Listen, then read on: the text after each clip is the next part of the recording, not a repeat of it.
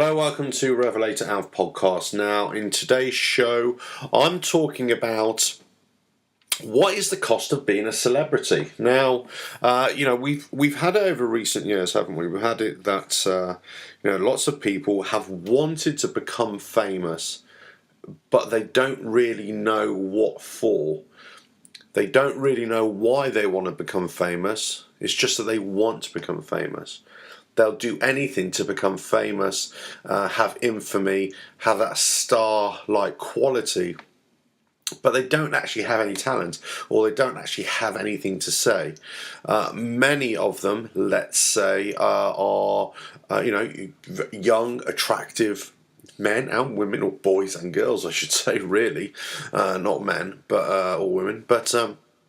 They're looking on their looks. If you look at Instagram now, and this is a big issue, especially with girls, they really are just trying to look at their physical form, how beautiful they are. They're putting all the filters on, and they're basically just objectifying themselves, sexualizing themselves, just so they can get more and more followers.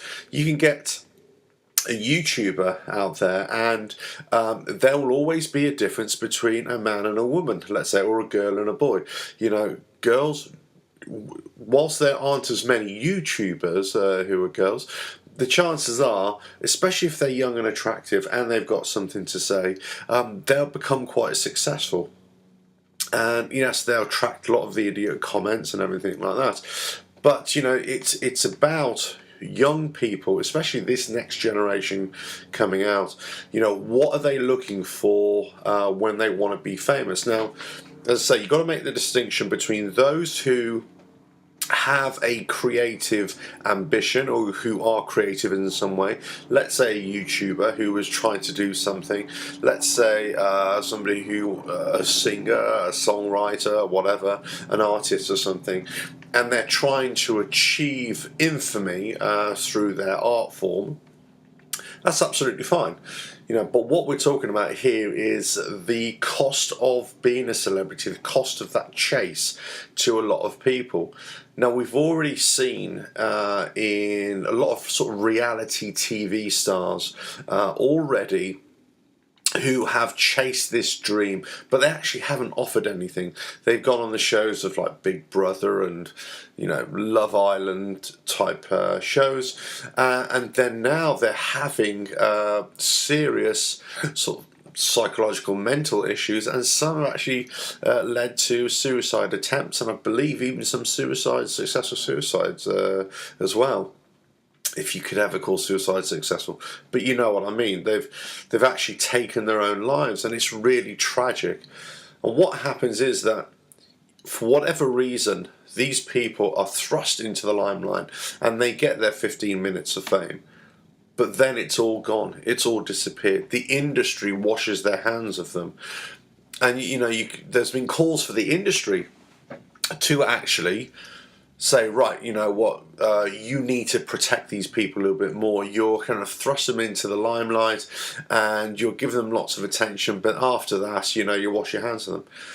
And I kind of see it from both sides. I kind of see why, no, actually, these people do need protecting, because they are impressionable and they don't have the life skills to see that it's not real, that it's not really something that will last their whole lives.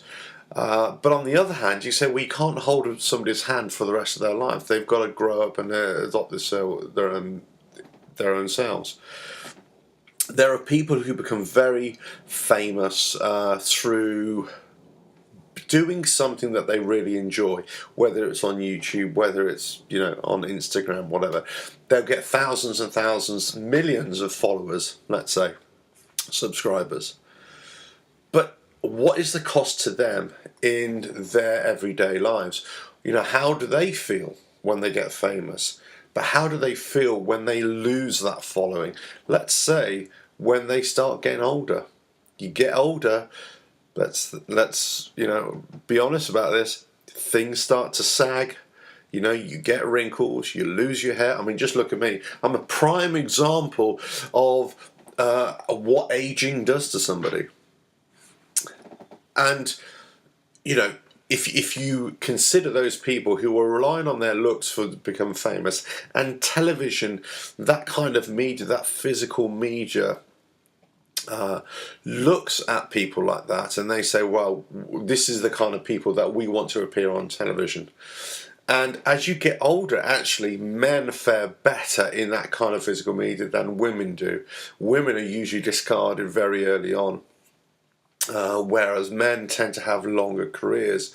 And you kind of have men in older roles, let's say in acting roles, more older men in acting roles than older women. The industry's got to look at that. The way we as people, as a society, has got to look at that. But we've also got to look at this chase for being famous. Now, you could argue that by me doing this podcast, by me doing the YouTube channel, let's say, that I'm searching for that as well.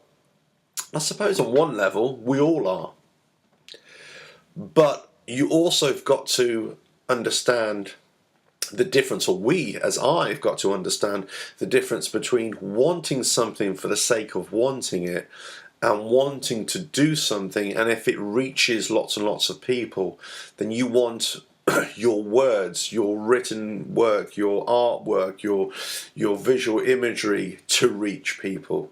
It's not about you, it's about the work. And I think that's what happens when people come into this kind of arena in later life. They have a better grasp of what it actually means. It's not about you as an individual, It's not about you, can't even get my words out. It's not about you as the individual, it's always about the work. The work should be the most important thing. The creativity should be the most important thing, and not what you think it is. It's not about you. It's not about your hairstyle. It's not about which side of you looks better, whether it's your right side, your left side, that kind of thing.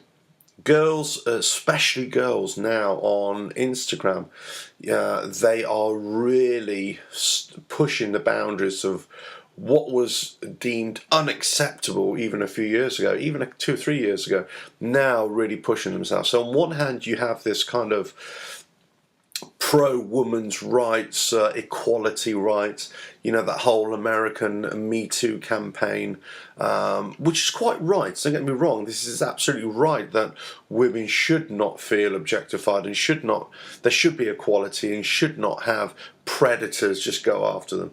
But at the same time, we've almost opened up the floodgates to enable girls to just throw all that away and just think, okay, well, this is harmless, nothing's going to happen. The problem is that we're on the edge of the cliff, as it were.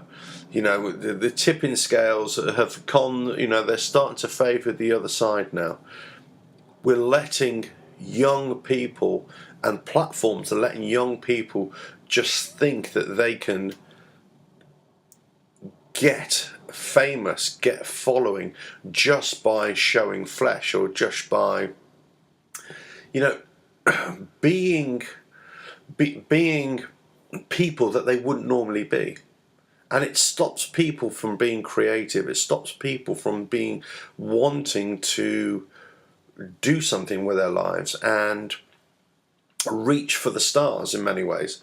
We stopped reaching for the stars as in, getting out there and bettering ourselves and so on and so forth, for the good of mankind. And it's all about us now. It's all about our inner feelings and, let's have, if I don't do this right, then, if I don't get 1,000 followers, or if I don't get 1 million views of this video, or if I don't, whatever, then all of a sudden I've failed. Well, that's not what failure is. You're rating yourself based upon the approval of others, and you shouldn't really rate yourself on the approval of others. You should rate yourself based upon what you feel in yourself and what you're personally achieving and how you're attacking life, how you're approaching life. Success isn't about whether you actually achieve something. Actually, success should be about you trying to achieve something, trying to do something, putting effort in, going that extra yard, to better your life, not living off somebody else, not hanging on the coattails of somebody else. It's actually your efforts, your industry, your endeavour that is actually getting you to where you want to get to. And I think we're losing that. We're losing that sense of, okay, I will really want to work for something, I really want to study something, I'm just going to do YouTube and just be a complete idiot on YouTube, and guess what, I'm going to get thousands of millions of followers. But how long will that last for? How long will that last for as you get older? Remember, infamy, being famous, is a very present, in the present thing. It's a very current thing. If you look at actors, let's say if we went back 40 years, not even 40 years, 20 years, 10 years, and there's a very popular film, let's say, that came out. You think about how many of those actors in a popular film are still working today, or are still producing work. If you go back 20 years, how many actors? Because there's such a drop-off. Somebody can be famous for one or two films and then they never work again. And it happens all the time in the industry. You have characters who play cameo roles and they become really famous, for once that film is popular. But then they end up being a waiter again because they just can't find any work again. Now, obviously, they're, dealing with life and, whatever it is. But, fame doesn't always last. There are a very, very small percentage of people who will be famous for their whole lives. But they're not famous for being famous. They're famous because they keep on producing work. And what we've got is a division now. We've got people who just want to be famous because they want to be famous. And you've got people who may want to be famous, but they're just focusing on the work. And whether they're famous because of the work or not is irrelevant. They're focusing on the work. And that's it. You've got to focus on the work. The cost of celebrity is that, the cost of being famous is that you are viewed as an object, as a commodity, as a transient figure, but you're not viewed as yourself. You are treated in a different way. You are subjected to things in a different way. People think they can have access to you all the time. Your life isn't private anymore for whatever reason. So that is the cost of celebrity.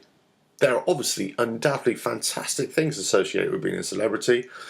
The freebies, the attention, going to all the private parties and all this kind of stuff. Especially that young people would be, really enthralled by, really excited about.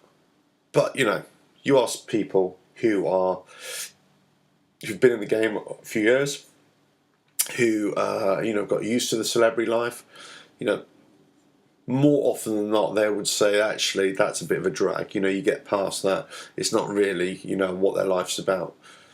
They wish they didn't have that aspect to them. You've got to be able to sell something, of course. You've got to be able to work with the media and everything like that and giving interviews and everything. But there's a difference between promoting your work and then an invasion of your privacy. And this has been a big thing with celebrities over the last few years as well. And this is what people don't understand, or possibly don't completely realise when they're chasing this dream of just being famous. They're selling themselves short. They're selling their lives away just for that notion of, I want to be famous. Not that they say, I want to achieve something that will make me famous. They're just saying, I want to be famous. There isn't an endeavour to get somewhere. It's just say, I want it. I remember many years ago there was an interview with a group of teenagers, 20-somethings, and they were interviewing them, and it was a psychological experiment in many ways, and they were saying, okay, they're talking about infamy, and they were talking about career paths. And out of, let's say, 20 that they were interviewing, 3 of the 20 were had no clue what they wanted to do, and that's not atypical, of course, untypical, I should say. But they had no clue what they wanted to do. They had no idea what they wanted to achieve in their lives. But one thing they were absolutely clear about was that they wanted to be famous. And the interviewer was saying, well, what do you want to be famous for? And they said, oh, I don't know, I just want to be famous. Now, if you ask the same number of young people now, the chances are it wouldn't be 3 in the room. It would probably be more like 50% of younger people, maybe even more, maybe I'm underselling it. 50% of people would say, I want to be famous. I want to be whatever it is. So you've got to look at that. We could talk about anything that you want. We can relate this to anything you want. Let's say being a sportsman. Okay, being a sports person, sports personality, something like that. And you could be absolutely the best in the world. But you as an individual kind of decide whether you become famous, whether you become a celebrity. Give you a classic example. A very famous cyclist who won lots of gold medals in the UK. I won't mention his name because he probably doesn't want to be mentioned. But he kind of shied away from the celebrity, from being interviewed and everything like that. It just wasn't his thing. And the reaction from the media was, well, he's maybe just a little bit difficult and he's not, wanting to really get on board with this commercial aspect. No, he just didn't really want the fame. What he wanted to do was focus on his thing, on his cycling, being the best in the world and getting lots of gold medals and being recognised for that. He just didn't want to join into this rat race, into this fame game. And he was kind of criticised for it. He's kind of blackballed a little bit. But then again, he doesn't really care because it's not really his thing. Whereas you'll get others who are really pro. It's almost like they kind of let their art or their profession slip a little just so they can achieve this celebrity status, whilst they're still engaged in whatever they're doing. Then you'll get others who use this kind of celebrity status to move into the media world as a second career, which is absolutely fine. But they finished with their career, their first career, now they're moving into the media career and they're reporting on what it is. You can say like a footballer, a footballer in the UK, the top ones earn millions and millions of pounds. In the Premier League, the most highly paid league in the world, you could say, pound for pound, really. The problem is you're getting highly paid individuals who actually, in the grand scheme of things, are actually quite average players. Young players who haven't even made it into the first team, who are still at academy level, are being given thousands and thousands of pounds by big clubs. Who are buying in all the talent, making sure that no other club gets them, they get all the talent, and then they're just giving these kids money, loads of money. And they're kids. They have no idea, no concept of how to behave, how to act, how to save their money. And then they have unrealistic expectations of what they need to do. Years ago, it was a standard thing. Okay, kids, wanted to play football. We went to a big team or any kind of football team, had to clean the boots and all that. Had to sweep up around the place, had to earn their crust. They had to work hard a little bit to become a footballer. Now there's none of that. That's all going, it's against their human rights and it's against this. The problem is you're just giving. You're giving kids money. You're giving kids a lot of money, thousands and thousands of pounds, and they haven't even done anything yet. They kick a ball about, but they don't even kick it about very well. You have very famous flops, let's say, in football, and they happen all the time, and you never hear from them again. But for a couple of years, they're earning lots and lots of money. And then what happens after they've finished with the football game? Their lives are disasters, or that they just go back into society, whatever it is, and a little bit battered and bruised. Whereas if they were given the education right from the start, if they were told, okay, this is not real, this is just the way things are working, put your money aside, invest it, make them become better business people as opposed to celebrity people, as opposed to really highly paid sportsmen. If they start focusing on a business life, then they'll probably be much better off for it as an individual there and then in the present, but also as they get older in life. You could say anything about celebrity, about, as I say, sports people. Let's say, anybody who's impressionable, who is impressionable by anything that they see on TV or that they see on YouTube or on Netflix or whatever it is. They'll see a character, they'll see a video and say, I want to be like that person. But it's not real. It's not a reality that everybody has. It's not a reality that is going to be your path. Let's say, I don't know, or whatever reason. I made a podcast a couple of weeks ago about, why would you want to join a motorcycle club? The reason I kind of made that podcast was not about questioning motorcycle clubs per se, not about people wanting to join. It's the motivation to join. Why are you joining? Is it about because you're seeing, something on a TV screen, a new film that comes out, and you think, yeah, this is really cool, this bad boy image, whatever. But nobody really talks about the actual real life consequences.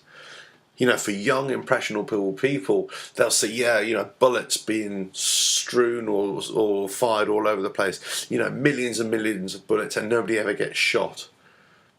Or, that the people can act, with impunity and then the law never catch up with them. But they do. Invariably, they do. We have high crime rates now in the UK, but for disenfranchised kids, especially coming from estates, and they're all carrying knives and they're stabbing each other, and it's happening time and time again. There's a disassociation between real life and what they think their real life should be. We're talking about the PlayStation, the Xbox generation being desensitized to violence, watching lots of, parenting, not really controlling what their kids are watching, where they're going, who they're associating with, and what's happening on the streets. You're getting, kids having to fend for themselves, and they're finding ways just to weaponize themselves, just because their minds have been brainwashed, if you like, by this false reality that they're seeing on TV, on videos, and YouTube, whatever it is. That is the cost of, thinking that you should be like somebody else. Whether you want to be a gangster, whether you want to be a footballer, whether you want to be an actor, whether you want to be celebrity, a celebrity, be famous. The fact is that, you're not really thinking clearly when it comes to what does it actually mean. So my very first point was, what is the cost of being a celebrity? The cost of being a celebrity is that your life is not your own anymore. You have to have contingencies to secure your life a little bit, to protect your life a little bit. And depending on how much of a celebrity you are, how famous you are, will determine what you have to do to protect that. Tom Cruise is a very famous actor, of course, we all know him. He's really heavily into his motorbikes, whatever. One of the things that he does that he's been doing for a few years now is that he rides motorbikes, of course, on his off days, but he would always ride around in a full face helmet. Full face helmet, sun visor, whatever, I suppose, I assume. The reason is that he can ride around, enjoy his passion of riding motorbikes, but because he's got a full face helmet, nobody knows who he is, so he can ride around. He's disguising himself. Excuse me. He's disguising himself so that people are not seeing him when he's in his private moments. Why do you think the celebrities have these big houses with big security gates and everything like that? And, they employ security guards and security systems because people want to know what's going on. They don't want to know that you're, just eating, a sandwich, or you're going to, cook yourself some beans on toast. They think that you're all going to be having lavish meals, and, if you're a guy, you're going to have, hundreds of supermodels around you, and if you're a woman, you're going to have, whatever, lots of male models around you, whatever it is. But that's not the reality of the world. Then as you get older, as you start to really figure out what's going on in the world, then you start to realise, actually, this is all bollocks. This really is bollocks. This searching for being something that you're not. This search for validation from perfect strangers. We get onto, social media. I blame social media a lot for the way people are thinking these days. The way people are thinking this thing, well, actually, this is the way I want my life to be, and the only way I'm going to be happy is if lots of people like my photograph, or like what I've said, or have start to reinforce what I'm trying to convey. And so many people would be putting, posts on Facebook, Twitter, whatever it is. Oh, I feel really sad today. Oh, life's too much today. As if they want people to join them on this journey, sharing their innermost thoughts. Well, the thing is, people don't really care about you. They're joining in this process of, oh yes, somebody feels really sad. Okay, they feel really sad. Oh, I'll reinforce them. Say, how you doing, hun? Oh, we're here for you. We're honestly here for. We're with you. No, you're not with them. You're not for them, because actually you're responding from the other side of the world, and you've never met this person. You have no idea what they're doing, no idea what they're saying, why they're saying it. And then people will actually, instead of talking to their nearest and dearest, or their friends or whatever, and just going down the pub and having a general chat, they'll actually put it all on Facebook or on Twitter and Instagram and say, oh, I'm so alone, I'm so in this, oh, I'm so happy, oh, I'm so great, oh, what do you think of this, that kind of thing.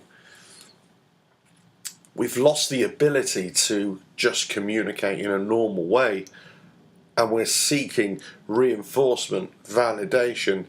We're seeking friends from people that we've never met. We're seeking friendships. And people say, yeah, but this is a new online way of doing things. No, it's an unreal way of doing things. This is not reality. And people are putting too much time and effort into social media in this chase just to be recognised, just to be more and more popular.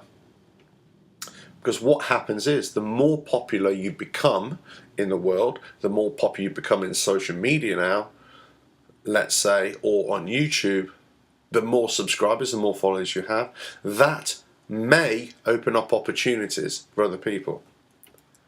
So people see that, young people especially, are seeing how select few here and there have almost eked out careers on YouTube and Instagram particularly. They've become influencers. And companies are saying, actually, we can potentially, because they can reach 10 million followers, 2 million subscribers with just one video, with one clip. Hey, look at this, I'm using this, I'm using this new phone, or I'm using this dishwasher detergent, or whatever it is. And people go, wow, hey, they're really cool, they're advertising this. And that's the thing. Now, there's nothing wrong with that, don't get me wrong. But what I'm saying is that people will look at somebody else and say, wow, they've managed to achieve this. But actually, what few people ever really tell you what goes on behind the scenes, what goes on behind the camera, what goes on behind, the microphone, all the work that goes into running a YouTube account, a channel, a proper one, a good one, a successful one, a website, so on and so forth. Having meetings with companies, working out deals, working out contracts, that kind of thing. I'm sure it's a great life, but there's also another aspect to it. And people have to work hard just to get where they are. But so many people are chasing that ideal, but they're not even focused on what they need to do to achieve that. So that's why you get millions and millions of people, let's say, starting up YouTube accounts or Instagrams or whatever it is, and then they fail, not because they haven't got their subscribers, it's just because they fail in their own minds and they think, I cannot do what they're doing. Then this whole mental process starts to break down a little bit. I can't achieve what I wanted to achieve. I can't achieve being famous. I can't achieve being successful because I haven't matched somebody else's level. That somebody else's level should never have been your goal in the first place. Your goal should never have been to look at the status of somebody else. What you should be doing is looking at your own status and looking at what you want to achieve. Yes, of course, you need to look at what other people are doing and maybe sort of take tips and advice from them, and look at some of their ideas. But at the same time, you should not be looking at them as individuals and saying, if I don't achieve what they've achieved, I've failed. The point is that you're unlikely to achieve what somebody else has achieved because they've done it in a particular way, and it may be a very unique way. You may not be the Tom Cruise actor who has a long career. He'll be acting, let's say, into his 80s, 90s, for example. These are very few and far between. Most people in the arts, let's say, who do have a modicum of success, will only last a very short window. Their window of opportunity is very short, and their window of exposure is very short. And then that's it, it's all gone. And people who have achieved such high levels of celebrity, of fame, always have issues. They have a really big rush. They are the centre of attention. Wherever they go, people are reacting. And as soon as they're out of the limelight, that's it, it's all gone. People forget. And then they're probably recognised by people and saying, oh, they used to be famous once. Yeah, they're not very famous anymore. Yeah, they've kind of failed. Yeah, they let themselves go now. Oh, God, have you seen how old they look now? Crikey. It's almost like we dismiss, as a society, as a media, we dismiss people who are not in the limelight anymore, who are not famous anymore. Take anybody who's really successful now on YouTube. Now, they may have been successful for a couple of years, 2 or 3 years, 5, 6 years, whatever. But actually, the chances are that they've been working at this for about 5, 6, 10 years. Very, very few YouTubers, for example, have overnight success. Literally, what I'm talking about overnight success. They post one video from nobody, they are unknown, and then overnight success. And they get millions and millions or hundreds of thousands of followers, subscribers. Very, very few. And then they'll fade away as well, quite quickly. It's about organic growth. It's also about you as an individual growing and developing yourself. But it's also sustaining that and also evolving as a human being as well. Because those, let's say, individuals' YouTube accounts who are doing things when they're kids or teenagers or in their early 20s, and they're doing wacky things and getting millions and millions of followers, if they try to continue doing that in later life, then it just wouldn't work. The equation wouldn't work out, the elements wouldn't be there. But right there, in that time and space, they are successful because of A, B, C, or D. As they get older, things change. So they have to evolve. And they may not be successful anymore. They might have all the tricks of the trade. They might have all the formula in the background. They've got everything set up, but it just isn't being relevant with a particular set of people. And the most people we've had this in the music industry and the film industry for years and years and years. But the target audience to get really famous, actually to sell a product, certainly in the media, in terms of music, whatever, is the kids. If you can attract the kids, that pocket money pound, if you will, those are the ones who are going to be spending the money, who are going to be influenced by celebrity so much, and they're going to say, I really love this song, I want to buy it, I really love this movie, I want to go and watch it, so on and so forth. Why do you think cartoons, earn so much money? Why do you think games now, online, gaming, PlayStation, Xbox, why do you think they're making so much more money now than films? Because they're appealing to younger children, younger adults, younger children as well, and they're appealing to that demographic, and they're the ones who are going to spend money, and they're the ones who are going to pester their parents to say, please buy me this, I want this. And that's what happens.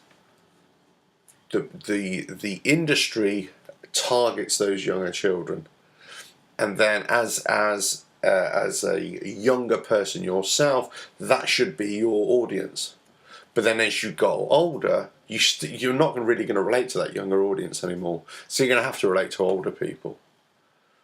So so careers change. If they're smart, people's careers will change. If they're typecast into one particular role, then they will struggle as they get older. And this is the cost of celebrity. You can either be pigeonholed into one particular area and you're only good for a particular time frame, or you're going to have to change the way you are. But celebrity status will change with you. And the way media is changing, the media's dramatically changed over the years, and the way television has changed now. Reality TV, fly-on-the-wall documentaries. I've been involved in a few fly-on-the-wall documentaries myself over the years, and it's a very odd thing that the cameras come into your world, but you individually don't get any benefit from it. You don't get paid. You kind of accept this thing that you might be on TV, and you think, well, yeah, it might be good on TV just to, be nice if the family saw what I did and all this kind of stuff. But then you think, well, it's okay, it's good television, yeah, it's fine if that's what you like, but it doesn't really do anything for me. So there's lots of people who are on television who actually aren't getting paid. It's not a profession for them. But you can guarantee somebody's getting paid. The television company who are making the program are getting paid. People are being entertained. Then you get lots of people who go into reality TV shows, and yeah, they might get paid for a little bit. Or, they're allowed to go on this show and all expenses will be paid whilst they're in there, just for the chance, the slight chance that they might have something at the end. They might win a prize, or they might get a recording contract, or some kind of celebrity contract, or whatever. They might be able to get on board with, a media manager, whatever it is. So people are doing things for different reasons, of course. But media has changed and television has changed. People aren't getting paid. People think that you go onto television and you think, oh, you must be earning hundreds of thousands of pounds. Actually, people are wised up to that already. And so actually, why do I need to go on TV when I can still stay on my own YouTube account, let's say, for example, as YouTube, and so, I can still be on my YouTube account, and you know what, if I do this right, I can get more money off YouTube and all the other revenue streams associated with making videos, affiliate marketing, getting people to your website, all that kind of stuff, selling advertising space, all that kind of stuff, crowdfunding, whatever it is. And people that actually, I don't need to do TV. I don't need to, get paid a pittance. Now, some people would do it, of course, again, because TV is going to be a higher grade, a higher production value, let's say. And to be on television, it is a different allure. It definitely does have that esteem that, online doesn't have right now. But times are changing. The world is changing. The opinions of people is changing. This next generation are not really watching television anymore. They're not watching movies so much. It's more into, binge watching. It's more into Netflix, Amazon Prime, let's say. But it's definitely into online viewing and gaming and story modes on gaming as well. They're not really looking at. Well, they're not really looking at the movie industry or the film industry anymore.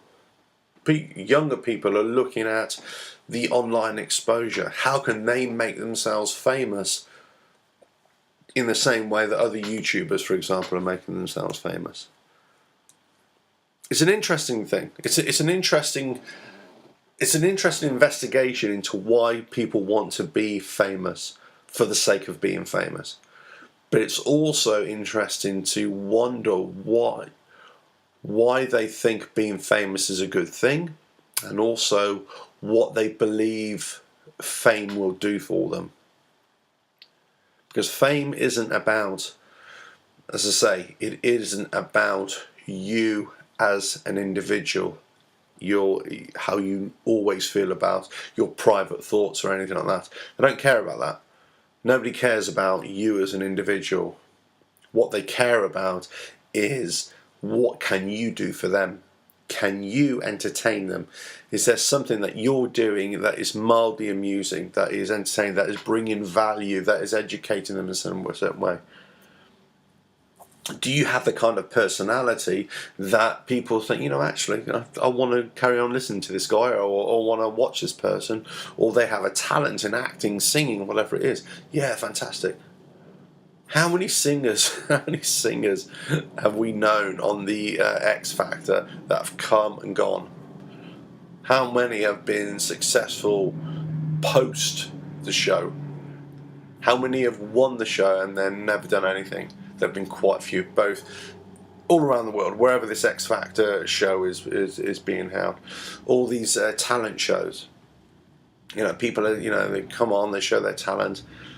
And the ones that have really good talent, they may go on to something else, but they're usually like a dancer or some kind of entertainer in some way. Somebody who, bashes their head with a sink bowl and then a toilet or whatever, and they manage to not brain themselves in, they're not really going to have great careers. And even if they want it, they're not really going to have great careers. And that's the thing. We're letting people just being stupid. We're letting people to embarrass themselves. We're letting people think that they have a talent. And what happens is that you watch these shows, and so many of those go on there are shown to be deluded. They're kidding themselves. And do you know why? Because it's entertaining, because we like to laugh at people. We like to laugh. Oh yeah, look at that dumb fuck. He doesn't even know how crap he is. She doesn't know how rubbish she is at singing. God, what a waste of space she is. We think that's funny, and then the show organisers, they play on that. Ben Elton wrote a very good book many years ago, and for the life of me, I forgot what the name of the book is, what it's called. But he identified this right at the very start of, X Factor or American Idol or whatever it's called, these kind of shows. Of saying that you're going to have very few who are have got talent, and the ones that have had talent, the ones that the TV program will focus on. If you watch these programs, they would have a little story attached to somebody who they really want to promote. The other ones that they don't really want to promote, who may be just as talented, who just don't have a look, they won't really promote. So you try and get a connection. They want you to get a connection with somebody, with a particular singer or with a particular person who's trying to show their talent. But afterwards, you've got to have contrast. You've got to have that, black and white, yin and yang. You've got to have the good versus evil. You've got to have the great versus the inept. And that's why you have the talented, then you have the untalented. And they'll bring on the untalented so that you can have a good laugh. So that you can really say, no, they really are poor, but they're brilliant. They're great over here. If you had a show of completely all talented people, then it would be a much harder show, and it wouldn't be as entertaining for people. There is a formula which they've stuck to for 15 odd years or whatever it is, and that's why they've been successful in getting people to, prey on other people. And what happens is that people think that they have an opportunity. They have a chance. They have a chance to succeed. They have a chance to be famous. Again, because they don't know what they're being famous for. And they think, I'll do something really stupid and see if it works. Or, people think, no, I'm really brilliant. But they're not. Because they're constantly being reinforced by other people around them who are just as deluded as them, or who can never say no to little Jimmy or little Susie, and all of a sudden they grow up thinking, I can achieve anything, I can do anything, I'm brilliant. No, you're not, you're crap. No, you're not very good at all. But they grow up thinking, I'm fantastic. They think, I can be a celebrity, I can be famous. If I just keep on singing, I can do it. No, it doesn't quite work like that. You have to work at something. You have to have a talent. You have to be able to do something in order to reach a certain level. You're not going to reach a certain level if you're crap, if you have no talent. But parents and grandparents or whatever all tell their little children or grandchildren, oh, you're fantastic, you're fantastic. And that's okay for kids.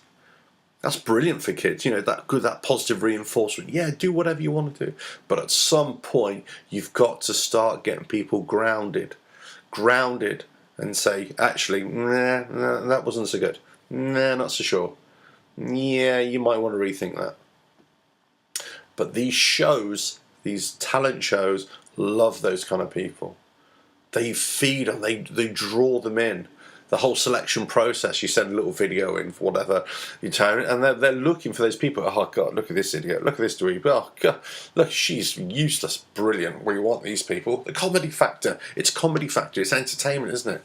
It's not really entertainment. You're picking on people. You're showing people up. You're embarrassing people when they don't really need to be embarrassed. But anyway, I digress.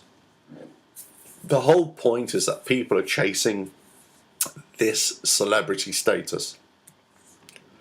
They're looking for affirmation. They're looking for validation. Their lives have no value unless they have this.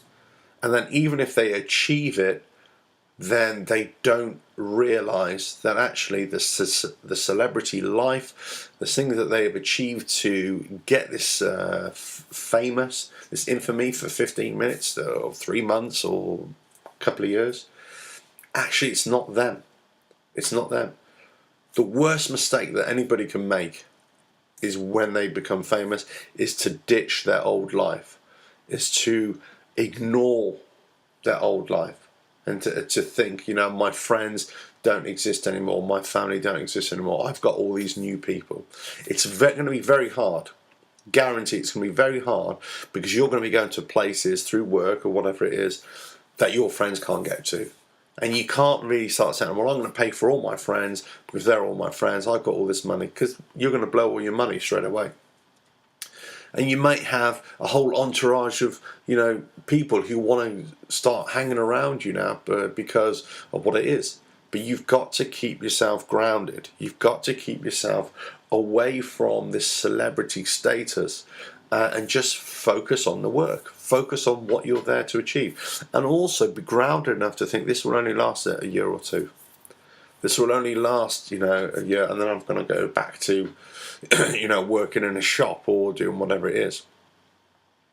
People are not preparing themselves for the cost of being a celebrity and for the cost of when that celebrity status have gone. Because there will be an emptiness to your world. There will be an emptiness.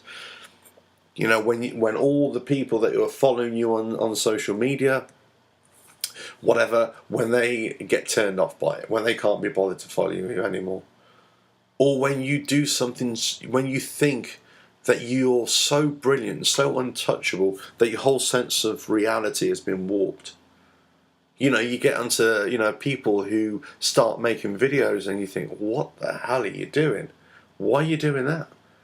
The famous one by, that idiot, that Logan Paul in America, who, videoed somebody who was who had committed suicide in Japan, I think it was.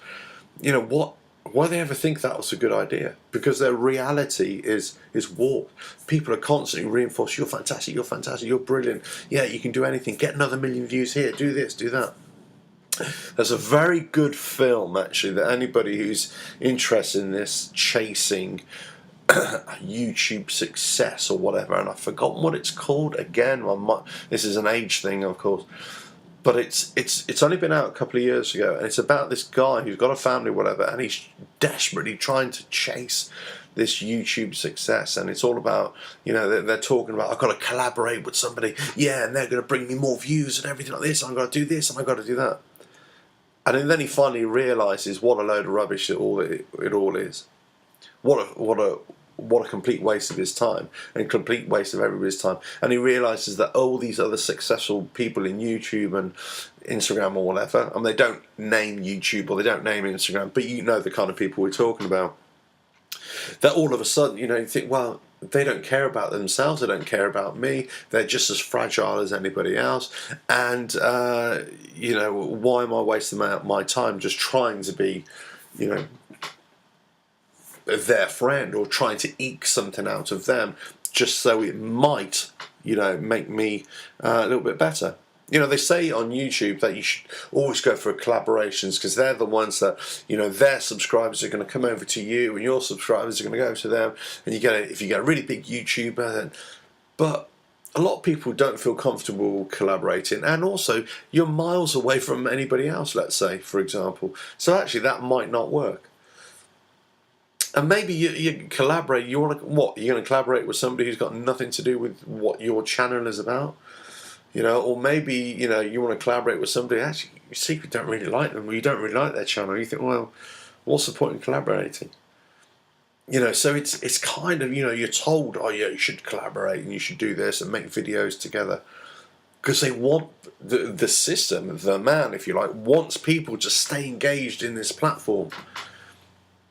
And you might have some limited success, and you might have people coming over to you. But the best bit of advice I got from somebody on YouTube a while ago was to say, actually, subscribers, views, watch time, all this sort of stuff that we're always looking at as people involved in trying to build your YouTube following, as it were, it's kind of irrelevant. And this whole sub for sub thing, and that was going on for a while, that's if you subscribe to my channel, then I'll subscribe to yours and everything, but nobody's really engaged with each other.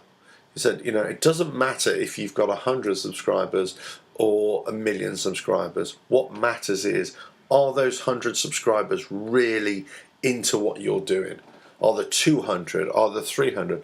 Are the 1,000 subscribers that you have really into what you're into? And that's the thing. You've got to look at those people who are tuning into whatever you're doing. They're engaging with your thought process, with your creativity, with your ideas. Are they on the same wavelength? Are they really into what you're into? Those are the ones that are going to be loyal. Those 1,000 subscribers, those 2,000 subscribers or followers, whatever, they're the ones who are going to listen to your voice, are going to watch what you're saying, and they're going to be really there for the long run. And those are the ones that you need to build on, that need to work around. The ones that come in just for the day trippers, the tourists, let's say, they come and go. You get this all the time. Ask anybody who's involved in any kind of media, online media, whether it's like a subscription service, let's say YouTube, podcasting, whatever it is, you'll see that your subs will go up one day, and you'll get lots of messages and say, hey, I really like your channel. Hey, I've just subscribed to you. Let's subscribe to me. Well, look, it's great that somebody subscribed to you. Of course it is, fantastic. But just because somebody subscribed to you doesn't mean that you need to go and subscribe to them.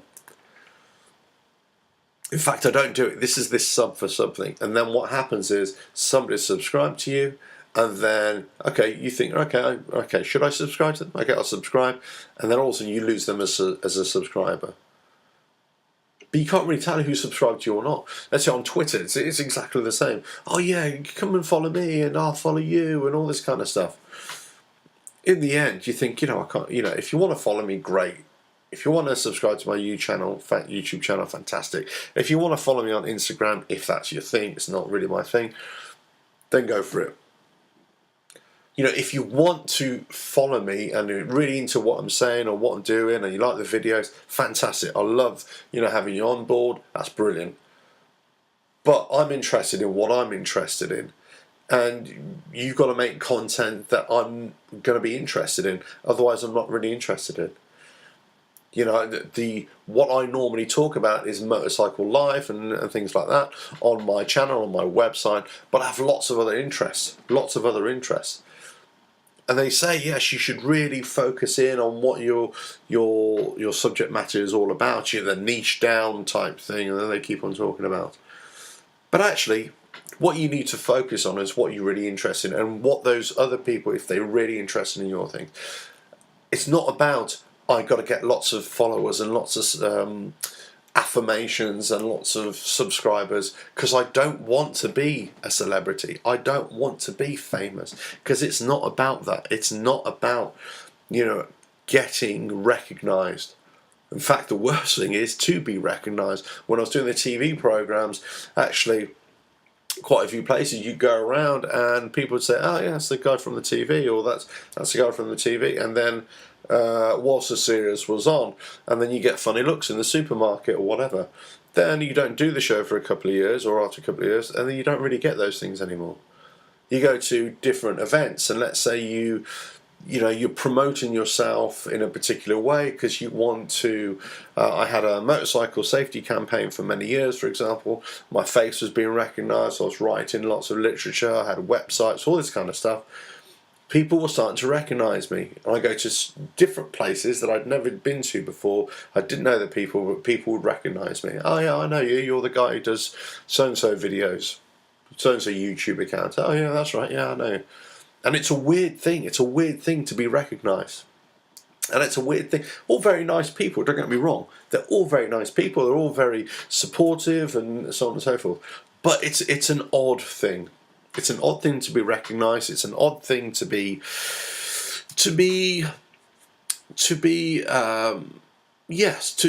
recognised, and for people to come up to you that you don't really know.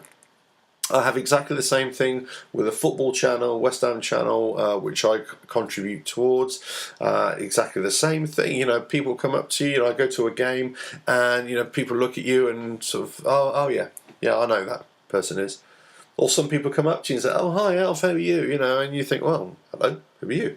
Oh, okay, you know him from YouTube. Cool. People recognise you and they want to get to know you, which is really cool. Don't get me wrong, I don't want that to stop. I'm not saying, no, I'm a celebrity, you can't speak to me. But I'm saying it's a weird thing. And I'm not even famous, I'm not even a celebrity. You just imagine if you are a celebrity and all the attention that you're getting, and then you lose it for whatever reason. And it might carry on for a couple of years, and then people will start to forget. And that's where people have issues. That's the true cost of being a celebrity, and that's the true cost of losing your celebrity status. Because all of a sudden you have that recognition, you have that approval. Your whole life is being enveloped in this whole mass hysteria, this whole thing where, it's unreal. You're living in a bubble, a dreamlike state. Then all of a sudden it goes, and do you know what? You're not needed anymore. You're not important to us anymore. You don't give us anything anymore. You've lost your looks. You're a young girl. You're a teenager. You're a 20 years old girl. Very attractive. All the curves in the right places. Then in a couple of years' time, somebody else who's a little bit younger than you, whatever, has got even more curves than you, then all of a sudden they're the new flavour of the month. Then you're not as popular. As you get older, then all of a sudden you're not as popular. And that's what happens. And this is where we have a real issue with young girls in sort of Instagram. We have a real issue with people going online and just being their own editors of their own social lives, their celebrity lives.